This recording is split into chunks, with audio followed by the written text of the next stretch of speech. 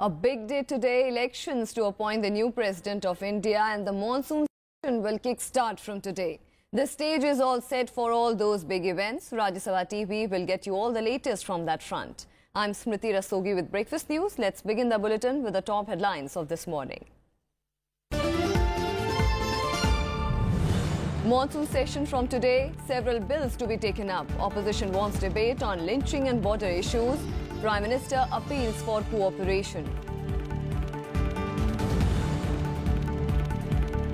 Polling for presidential election from 10 a.m. to 5 p.m. today. Fight between Ramnath Kovind and Meera Kumar.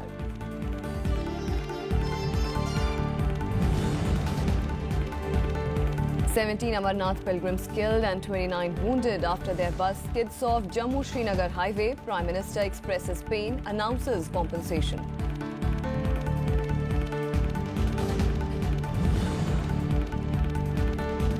Flood claimed 9 lives in Gujarat, 2 killed in Himachal. Death toll in Assam climbs to 60.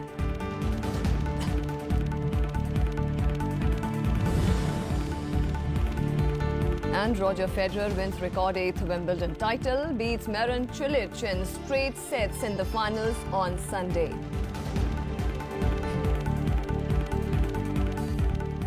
The monsoon session of the Parliament begins from today. The session will continue till 11th of August. On the first day today, both the Houses of Parliament will take up obituary references and may not transact business due to the death of some sitting members. 2 Rajya Sabha members, former Union Minister Anil Madhav Dave and Congress member Palwai Govardhan Reddy, died during the interval period after the budget session. Sitting Lok Sabha MP from Gurdaspur, Vinod Khanna, also died during this period.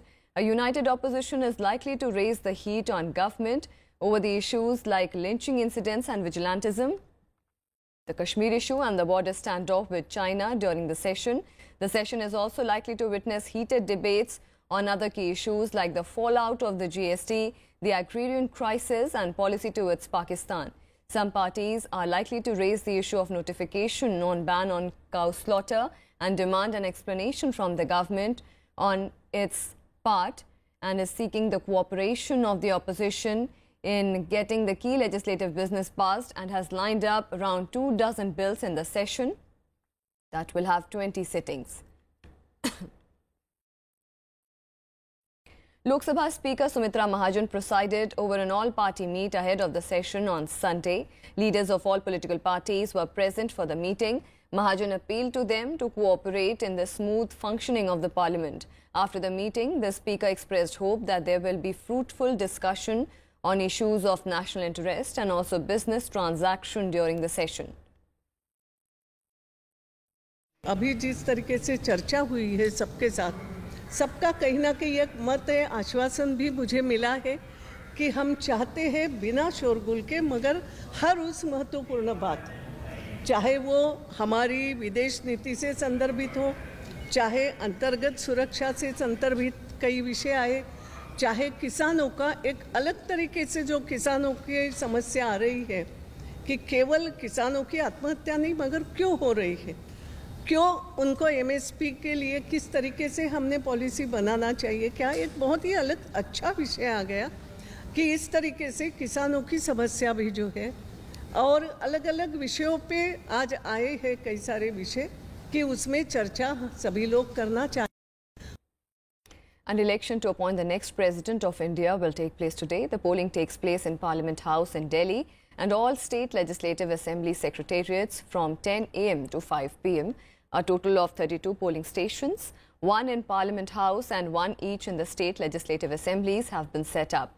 The election pits opposition nominee and former Lok Sabha Speaker Meera Kumar against the centre's pick and former Bihar Governor Ramnath Kovind. Electoral College, which elects the president through the system of proportional representation, comprises elected MPs and members of state legislative assemblies. Uttar Pradesh Chief Minister Yogi Adityanath and his Goa counterpart Manohar Parrikar are among the 55 MPs who will vote in their state assemblies instead of Parliament House. To become the president, either of the candidate needs to secure at least one vote more than 50% of the total votes polled. Results of the elections will be announced on July 20th. The winner will be sworn in to the office by the Chief Justice of India on July 25th. President Pranab Mukherjee's term expires on July 24th.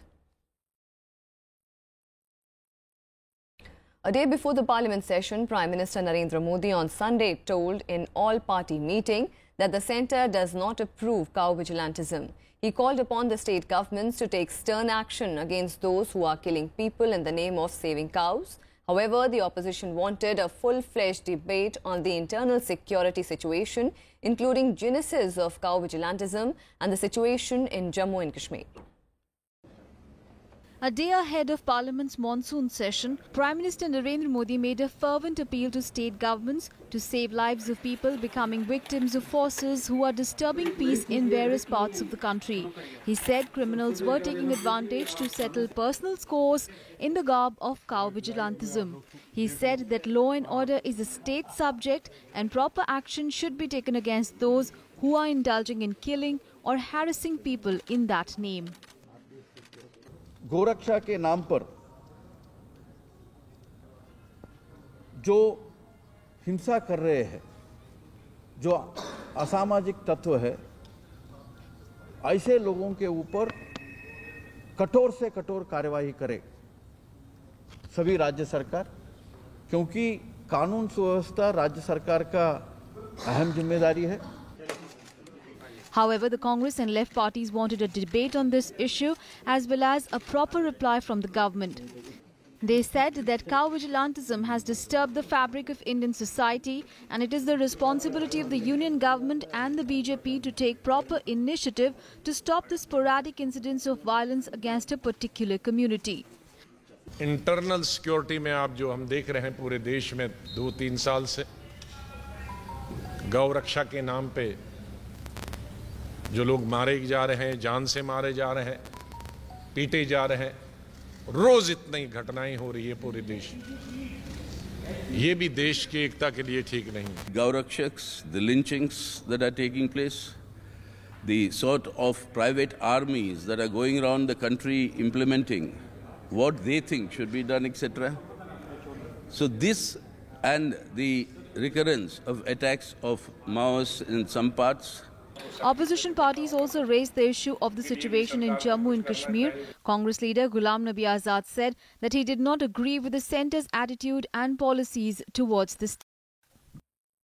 Kashmir में जो हालात बहुत ही खराब हो रहे हैं, सरकार ने जो तमाम दरवाजे खिड़कियां बंद करी हैं, बातचीत के तमाम रास्ते बंद किए हैं, तो हमने इनको कहा है कि वेंटिलेटर तो खुला रखना चाहिए. While there was a general understanding between the opposition and the government on the issue of the India-China border tension in Sikkim's Dokla area, the opposition is keen to raise the issue of agrarian crisis. The left wants a bill to safeguard the interest of farmers, privacy of individuals in the face of Aadhaar number and women's reservation bill. The Congress wants discussion on government's policies on the textile sector in addition to farmers' strife. ये उनके लिए न्यूनतम दाम पर जो बेचने के लिए मिनिमम सपोर्ट प्राइस जो है, जो वादा सरकार ने खुद किया कि वो 1.5 गुना ज़्यादा होगा खर्चे के ऊपर, इसको आप एक कानूनी तौर पर लागू करिए, वरना किसानों की रक्षा नहीं हो पाएगी. यानी एक right to sell at the MSP law, एक एक्ट आना चाहिए. Monsoon session of Parliament begins today and ends on 11th of August. There will be 14 working days excluding Fridays that are generally private members' days in both the houses. The government plans to push 16 new bills in this session. Other than that, there are 10 pending bills in the Rajya Sabha and 8 bills are waiting for clearance from the Lok Sabha. Due to continuous unrest in Jammu and Kashmir for quite some time and tension at India-China border, this session is going to be quite important.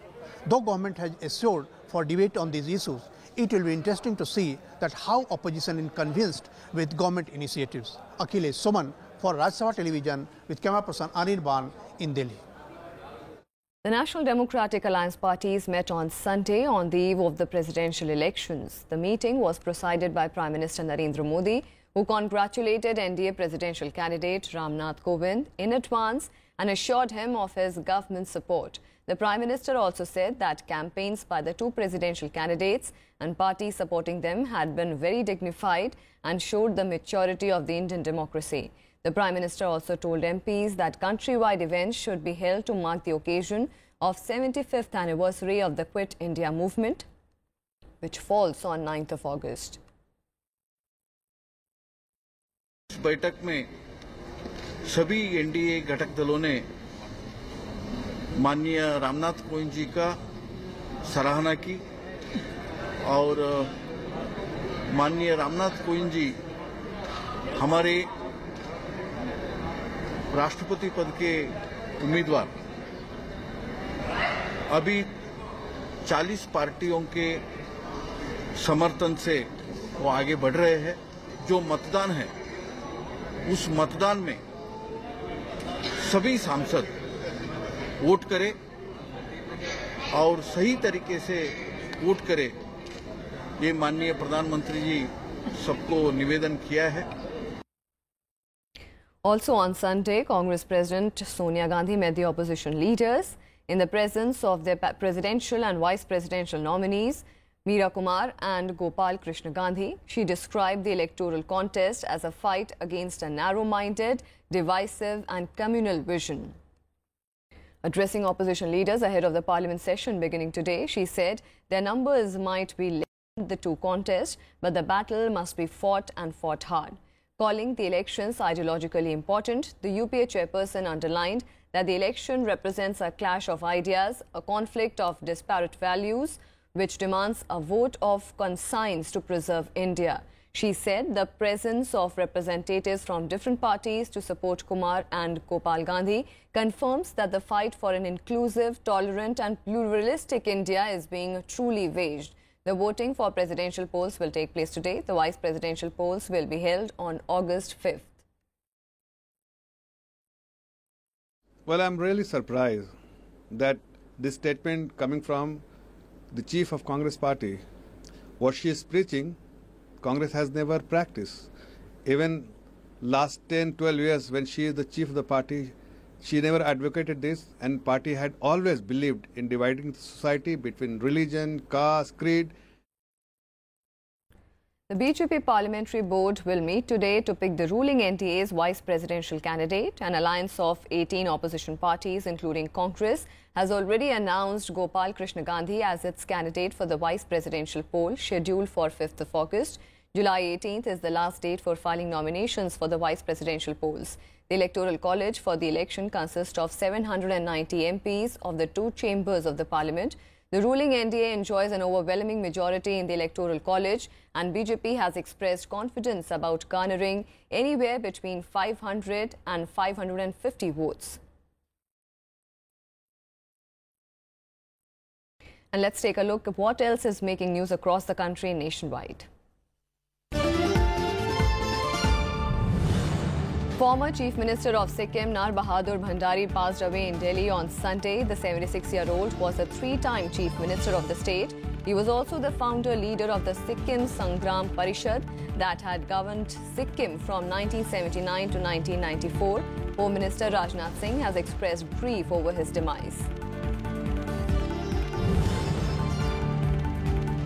Uttar Pradesh Chief Minister Yogi Adityanath visited the trauma center of King George Medical University in Lucknow, where a fire broke out on Saturday evening. The Chief Minister met patients and took stock of the situation. He also met those patients who were shifted in nearby hospitals. He has already ordered a probe into the incident. No death or injury has been reported due to the fire. Chief of Air Staff B.S. Dhanoa is on a 4-day visit to France to boost defence ties. The Air Chief will also take stock of the progress in the supply of 36 Rafale fighters jet by the French aviation major Dassault to IAF. He is also scheduled to hold talks with the top brass of the French armed forces on security challenges being faced by the two countries in the current geopolitical scenario and explore ways to further deepen the defence cooperation. And with that, time for a very short break. More news and updates on the other side. Stay with us.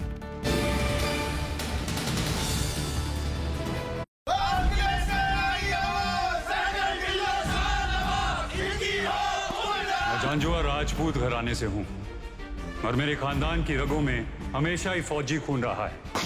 उस वक्त मैं हिंदुस्तान को एक अंग्रेज की नजर से देखता था। अंग्रेजों का नमक खाया हमने, उसे खारिज कर दूं मैं? लेकिन जब नजर साफ हुई तो मेरी समझ में आ गया, आजादी के लिए लड़ने वाली अगर कोई फौज है तो उसका नाम है आजाद हिंद फौज।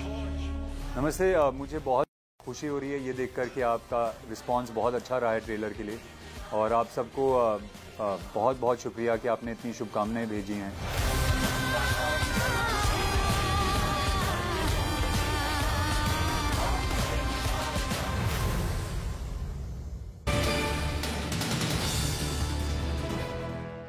Welcome back. 2 weeks into the new levy, the Good and Services Tax Council will meet today to review its implementation. The 19th meeting of the GST Council will take place under the chairmanship of Finance Minister Arun Jaitley. However, this meeting will be held through video conferencing. The Council had last met on June 30th and had decided to hold its next meeting on August 5th, but it decided to advance the meeting in order to review the rollout of the tax and take stock of any challenges that may have arisen for a state or sector. Pending issues such as e-way bills, however, may not be taken up in this meeting, though states may discuss any issues relating to tax rates that may have come up.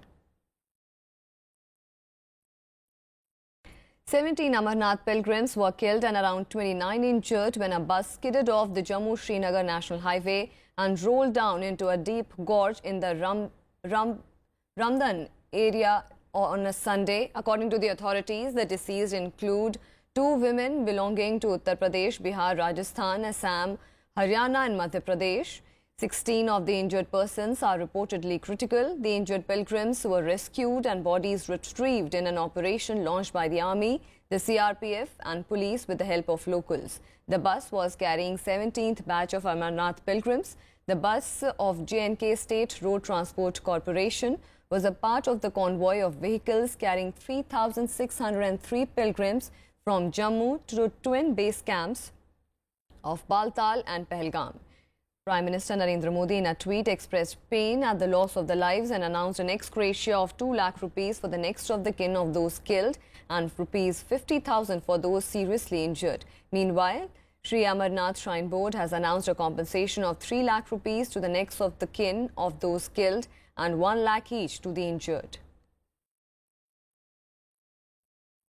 And the flood situation in Assam marginally improved on Sunday with the water level receding. Rains have affected more than 10 lakh people in 21 districts. According to the Assam State Disaster Management Authority report, 1 person died in Moregaon district, raising the death toll to 60. 8 of them have died in Guwahati alone after the floods hit the state. At the Kaziranga National Park, 38% of the area is underwater, leaving some animals dead and some moving to nearby highlands. Meanwhile, authorities are running 280 relief camps and distribution centers in 15 districts where 22,837 persons are currently taking shelter. At least 9 persons have died and over 400 people rescued by National Disaster Response Force and the Air Force as heavy rains lashed many parts of Gujarat in the past 2 days. Gujarat Revenue Minister Bhupendra Singh visited the State Emergency Operations Centre in Gandhinagar to take stock of the situation in Morbi, Surendranagar, Rajkot, Jamnagar and Kutch districts. The Meteorological Centre said light to moderate rains would continue in many places over the next 2 days. Meanwhile, 2 persons were feared dead after being swept away by the swirling waters of the Beas River in Kullu in Himachal Pradesh. Flash floods wreaked havoc in Janvi area as rains lashed parts of the state. A landslide occurred on the Kullu-Manali road in Hanogi, in which a temple was damaged, but no life has been reported killed.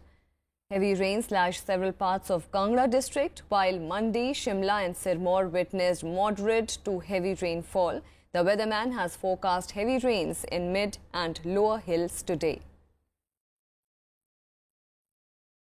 The protest in Darjeeling demanding a separate state of Gorkhaland continues. Protesters turned to guitars and tambourines to protest on Sunday. No untoward incident has been reported so far. Internet services remain suspended as the protest entered 33rd consecutive day today. As per the Calcutta High Court orders, 2 companies of the CRPF have reached the hills while 2 more would arrive today. Meanwhile, GJM Chief Bimal Gurung has warned that the agitation will turn violent if the demand is not met.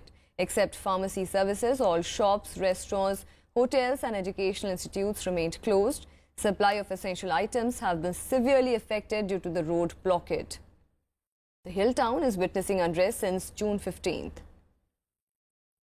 We want Gorkhaland. We have been politically, socially, culturally, educationally, economically exploited since long time. So we want separation from the Bengal and we want our identity in India. हम लोग का demand यही है कि हम लोग को गोरखालैंड चाहिए, पहाड़ में शांति चाहिए, हमेशा शांति बना रहे, बच्चों लोग का स्कूल खुले, इस तरह से हम लोग का भी एटीएम वगैरह नहीं चल रहा है, बच्चों लोग को पैसा वैसा भेजने में बहुत दिक्कत हो रही है, सबके पास पैसा खत्म हो गया है, तो केंद्र सरकार से यही कहते हैं कि हम लोग को कुछ न्याय करे, न्याय दे. Amid the ongoing political crisis in Nagaland, the Guwahati High Court will hear a plea by Chief Minister Shurhozili Lizitsu. In his plea, the Chief Minister had termed Governor P.B. Acharya's order of a trust vote by July 15th as unconstitutional, illegal and arbitrary. The High Court had last week stayed the floor test and posted the matter for hearing today. The Governor had ordered a floor test after former Chief Minister T.R. Zeliang claimed that he had support of 44 of the total of 60 lawmakers in the State's Assembly. The Chief Minister had, however, said that there is no threat to his government. Now on to some international developments. Pakistan's military says it has launched a major operation against Islamic State in the northwestern region along the Afghan border. Pakistan said that militants had gained ground inside Afghanistan and had to be stopped from extending their influence. The Pakistan Ground Army is being assisted by the Air Force and would focus on the mountainous Rajgal Valley area in Khyber Agency. While Pakistan had previously denied the presence of IS on its territory, it says the growth of the group in neighboring Afghanistan was alarming. Afghanistan and Pakistan have accused each other of turning a blind eye to the militant operating in their porous border. Pakistan's construction of a fence along the part of the frontier has also caused tension as Afghanistan does not recognize the colonial era line as an international border. Khyber का border जो राजगाल के साथ अफगानिस्तान के साथ लगता है, पिछले चंद महीनों की डेवलपमेंट अगर आप फॉलो करते रहे हों तो दाइश की मौजूदगी वहां पे बढ़ती जा रही है. तो ये ऑपरेशन करना इसलिए भी ज़रूरी था कि दाइश जो वहां पे एस्टैब्लिश हो रही है उसका पाकिस्तान के इलाके में राजगाल वैली के थ्रू उसका इन्फ्लुएंस जो है उसको हम ख़त्म कर सकें. Pakistan Army on Sunday that their chief of the staff will take the last call on the fate of the Kulbhushan Jadhav, the Indian national who is under a death sentence there. Pakistan Army said that its Chief General Qamar Javed Bajwa was analysing evidence against Jadhav and will decide his appeal on merit. It said that Jadhav's clemency was rejected by the military appellate court and that the final decision rests on the Chief of the Army staff. Jadhav was sentenced to death by the Pakistani military court in April for his alleged involvement in espionage and terror activities. Pakistan says Jadhav filed a mercy petition before General Bajwa in June after the military appellate court rejected his appeal. The International Court of Justice in The Hague had in May halted Jadhav's execution on India's plea. The ICJ has asked India to make its submission in the case by 13th of September and Pakistan to complete its submission by December 13th. Islamabad has dismissed New Delhi's consular access request as well as that of his mother to Jadhav more than 15 times. India has accused Pakistan of repeatedly violating the Vienna Convention. I am not too sure whether he put up an appeal in front of the appellate court, but they say the appeal was and it was rejected. The appellate court has no option but to reject the appeal because the final case of his was prejudged by the Pakistani Chief of the Army Staff. In other words, he's hand and glove in the entire episode. Army Chief General Qamar Bajwa is going to, consider his case, whatever may be. India had appealed to ICJ and they are both teams are going to meet in ICJ once more to look into this matter, and it now depends upon the ICJ. On some more news, a woman has been shot dead on Sunday while waiting to vote in an unofficial referendum in Venezuela's capital Caracas. Men on motorbikes fired at a queue, killing her and wounding 3 others. The opposition, however, blamed a paramilitary gang. Videos from the scene shows people rushing away from the gunshots. Venezuela is in crisis and more than 100 people have died in political clashes since April. Opposition spokesperson Carlos Ocares expresses grief over the attack. Prosecutors, meanwhile, said that they would investigate the incident. The woman was named as a Xiomara Soledad Scott. She died minutes after reaching hospital. And let's take a look at what else is making news across the world in World Wrap. The brother of Iranian President Hassan Rouhani, Hossein Feridun, has been detained. Feridun reportedly failed to meet the bail terms on unspecified financial issues and was taken to prison. He has previously been linked to officials at the center of the scandal involving inflated salaries for managers at the state insurance firm. The saga has dogged President Rouhani for more than a year.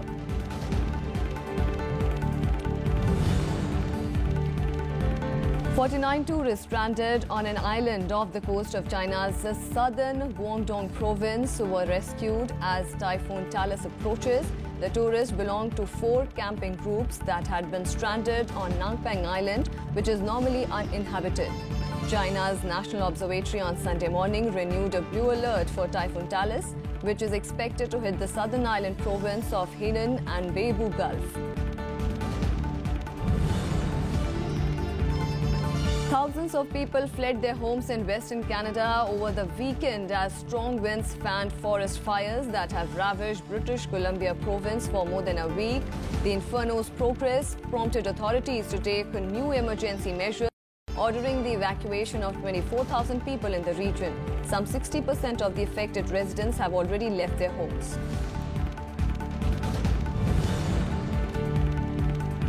At least 8 people were killed and over 45 others injured in a stampede and a subsequent wall collapse during a local League Cup final in Senegal's capital Dakar. With the score at 2-1 during extra time, a fight broke out between fans of rival teams.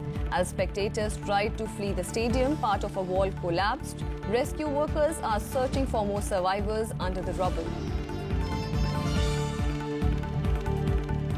And Roger Federer won the record 8th Wimbledon men's singles title, beating Marin Cilic of Croatia in straight sets. The 3rd-seeded Swiss superstar defeated 7th-seed Cilic 6-3, 6-1, 6-4 in his 11th final at the All England Club in London. Federer became the oldest champion to claim the 19th Grand Slam. This is for the first time that Federer won the Wimbledon title without dropping a set in the entire tournament.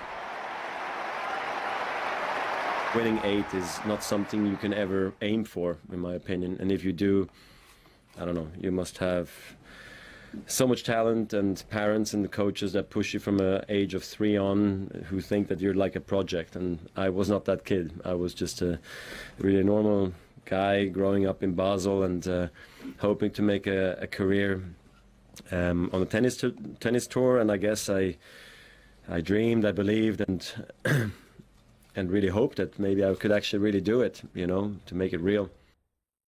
And that's all we have for you in this edition of Breakfast News. Keep watching Rajya Sabha Television.